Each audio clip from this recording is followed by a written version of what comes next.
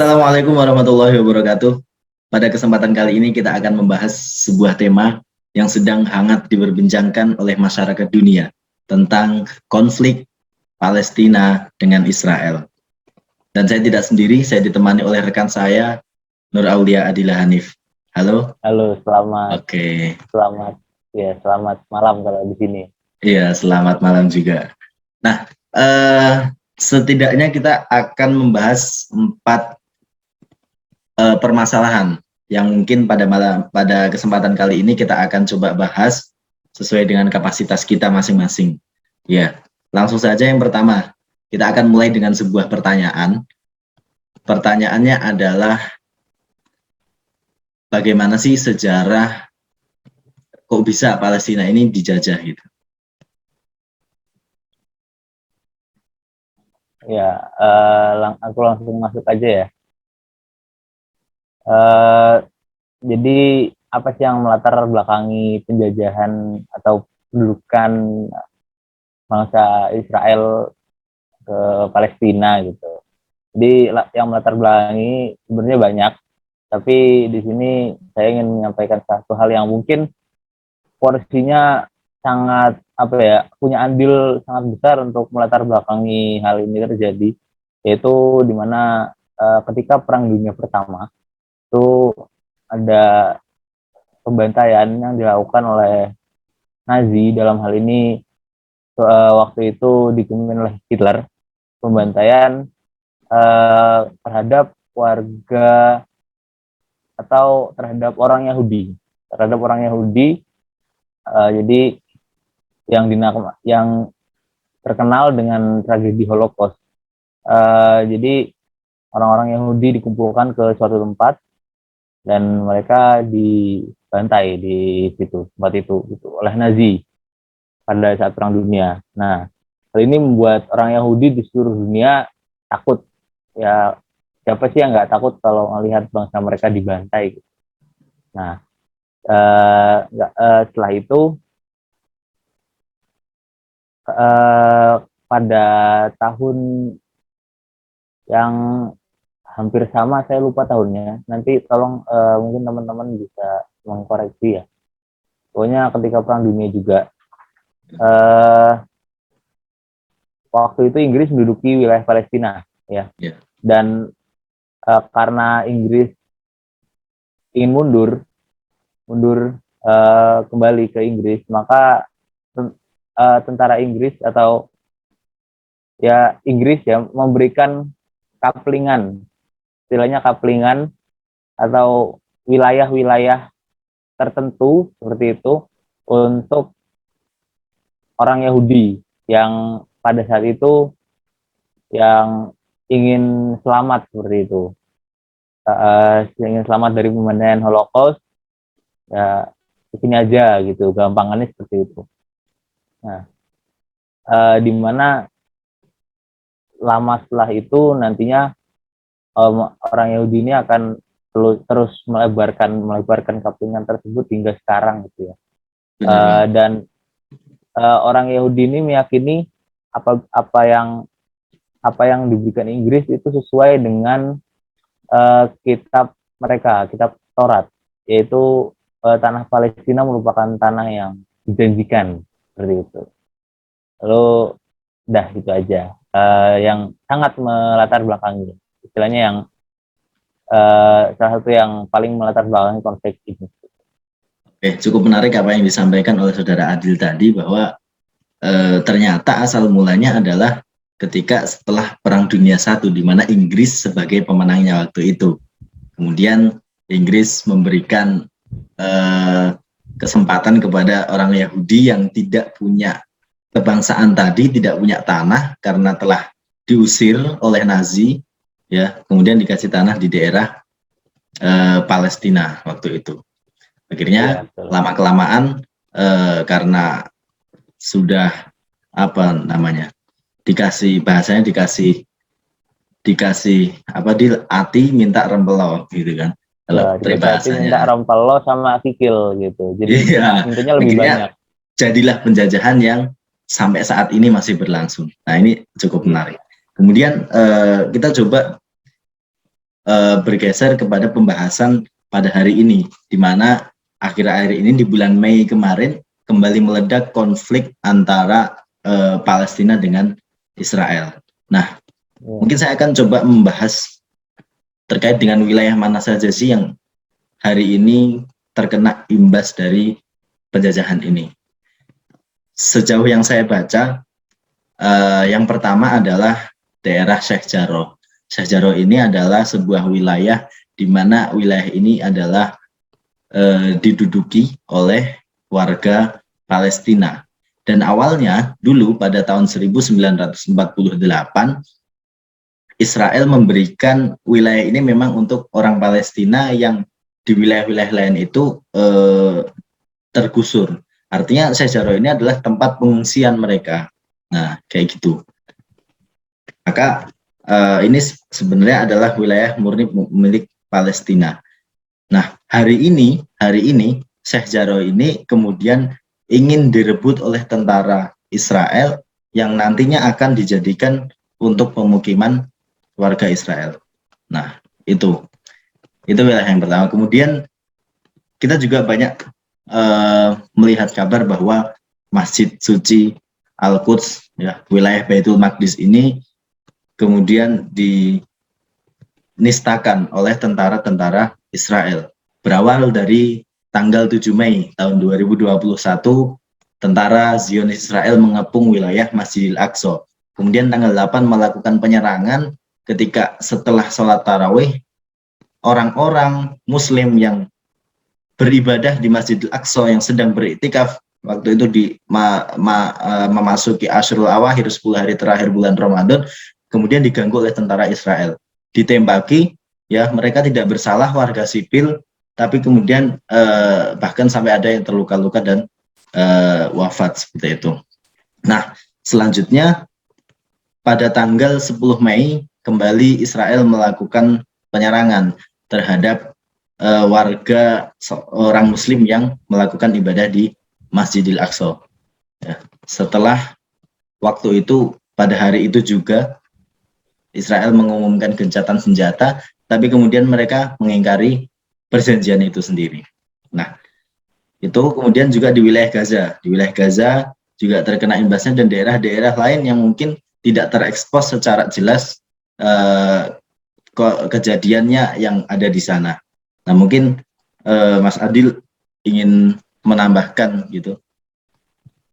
Ya, ternyata begitu banyak ya wilayah yang wilayah dari Palestina yang yang akhir-akhir ini istilahnya disenggol-senggol gitu sama Israel ya. Oh ya, sebelum kita masuk ke poin akhir nih, aku mau nyampein sesuatu gitu. Ini yang biasanya yang lagi rame gitu di kalangan masyarakat Indonesia gitu. Sejatinya konflik antara Israel dan Palestina itu apakah konflik agama atau bukan gitu. Biasanya kan itu yang diperbincangkan sekarang. Salah satu yang juga yang lagi rame gitu.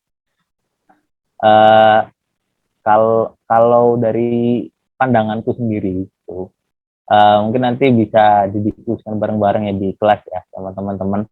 Kalau dari pandanganku bukan konflik di Israel Palestina ini bukan konflik agama. Karena apa? Karena yang bikin aku yakin akan hal itu karena satu, kita di situ kita tahu di situ ada Yerusalem ya, tanah suci ya. Yerusalem itu merupakan tanah suci bukan cuma milik umat muslim ya, tetapi di situ merupakan tanah suci milik 3 agama, yaitu agama Islam, agama Nasrani, dan agama Yahudi itu sendiri. Jadi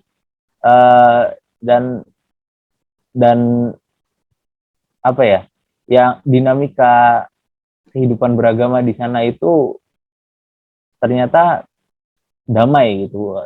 Tempat itu tuh jauh dari kesan panas, maksudnya panas dalam hal ini jauh dari konflik seperti itu. Mereka hidup berdampingan antara tiga agama yang ada di situ tuh hidup berdampingan gitu. Hidup berdampingan dan ya istilahnya apa ya? Tidak ada cekcok lah antara mereka di Yerusalem itu. Nah, itu dia. Jadi aku meyakini bahwa ini bukan konflik agama ya. Walaupun walaupun begitu gitu, kita sebagai umat Muslim ya, karena ini bisa secara kan kebetulan Muslim semua, kita sebagai umat Muslim tidak bisa diam saja gitu, tidak bisa diam saja akan hal itu gitu. Walaupun dalam hal ini aku tidak meyakini, maksudnya yang aku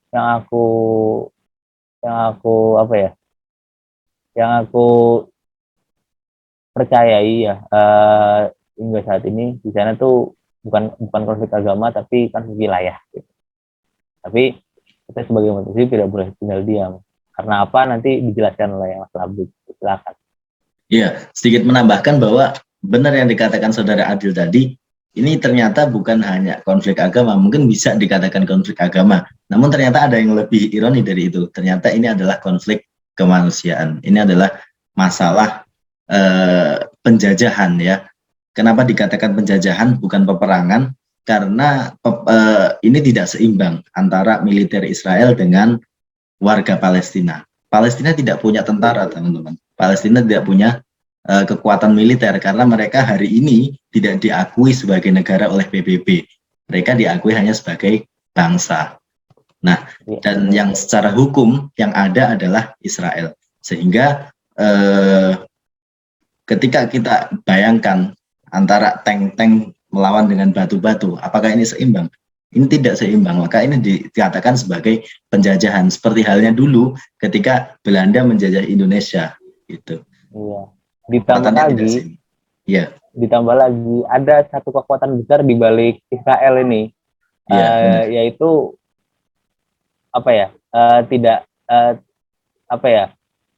satu kekuatan besar itu yakni Amerika Serikat gitu. Benar banget. Itu Amerika Serikat terus memberikan. Kalau bahasa kita yang bekengi gitu. Iya. Amerika Serikat dan negara-negara Arab ya, karena kemarin kabar yang terbaru adalah Arab Saudi dan Uni Emirat Arab mereka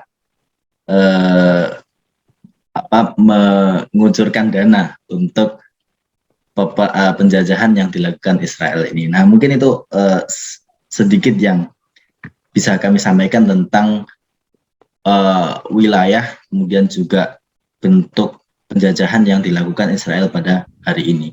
Selanjutnya mungkin kita akan berpindah topik nih. Ganti topik yang terakhir adalah mengapa sih kita sebagai bangsa Indonesia, sebagai umat Muslim harus berdiri dengan tegak untuk menentang penjajahan Israel atas Palestina. Saya akan coba jelaskan sedikit. Ya. Yang pertama, setidaknya ada 4 poin yang harus kita yakini, bahwa yang pertama adalah ketika kita berbicara tentang Palestina, ketika kita berbicara tentang Baitul Maqdis, berbicara tentang Al-Quds, Al-Aqsa, maka kaitannya adalah tentang akidah kita. Apakah kita rela ketika tentara Zionis Israel kemudian menistakan, menginjak-injak Masjidil Aqsa yang itu menjadi tempat mi'rajnya Nabi Muhammad SAW ketika mendapatkan perintah pertama kali untuk sholat, kemudian hari ini diinjak-injak oleh manusia yang tidak beradab, tidak memiliki sebuah tatanan kehidupan yang baik, tentu kita tidak rela. Maka sebagai umat Muslim kita harus menentang apa yang dilakukan oleh tentara Israel ini terhadap Masjidil Aqsa. Itu yang pertama. Yang kedua, kita menjaga pesan yang disampaikan oleh Bung Karno bahwa Indonesia akan tetap berdiri tegak untuk menentang penjajahan atas Palestina sampai Palestina merdeka. Maka sebagai warga negara Indonesia yang baik, kita wajib untuk melanjutkan apa yang telah disampaikan Bung Karno pada waktu itu, dan sebagai bentuk perlawanan kita terhadap penjajahan yang dilakukan Israel atas Palestina, maka kita harus tetap berkeyakinan bahwa Palestina adalah penjajah dan harus kita lawan dan harus kita merdekakan Palestina. Yang ketiga adalah, ini adalah amanat dari Undang-Undang Dasar Negara Republik Indonesia yang disebutkan di pembukaan alinea pertama bahwa penjajahan di atas dunia harus dihapuskan karena tidak sesuai dengan peri kemanusiaan dan peri keadilan. Hari ini adalah masa di mana teknologi itu berkembang pesat dan Palestina menjadi satu-satunya bangsa yang hari ini masih dijajah. Sungguh tidak patut ketika teknologi sudah berkembang pesat, tapi kemudian masih ada negara yang dijajah.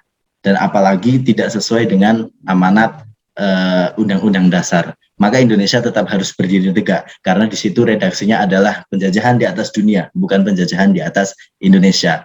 Kita harus tetap melawan, kawan-kawan. Dan mungkin ada tambahan dari Saudara Adil. Ya, mungkin itu aja sih. Apa ya, yang nanti tambahannya mungkin bisa didiskusikan di kelas gitu. Oke, siap. Mungkin sebelum ditutup, Mas Lampik ada yang ingin disampaikan kembali? Cukup mungkin. Kita tetap harus memperjuangkan kemerdekaan untuk saudara kita di Palestina, dan kita yakini bahwa apa yang kita lakukan hari ini adalah sebagai bentuk solidaritas kepada saudara-saudara kita di Palestina yang tengah dijajah oleh Zionis Yahudi.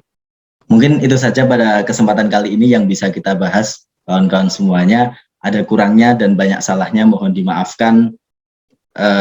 Tumbas molen wonten alun-alun, cekap semanten matur nuwun. Wabillahi taufiq wal hidayah. Wassalamualaikum warahmatullahi wabarakatuh.